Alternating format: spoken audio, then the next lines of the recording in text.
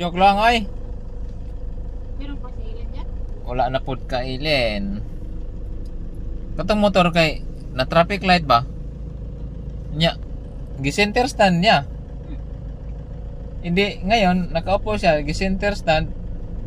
Pag go ng traffic light, hindi siya makaalis kasi naka-center. Tinawag pa niya yung driver ng L3 para itulak siya.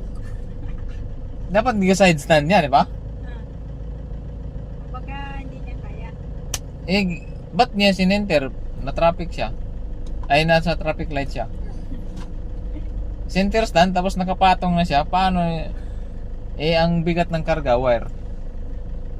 Yun. Nagtawag pa ng taga-tulak. Bumaba ngayon driver ng L3. Shout out sa nagmotor kita.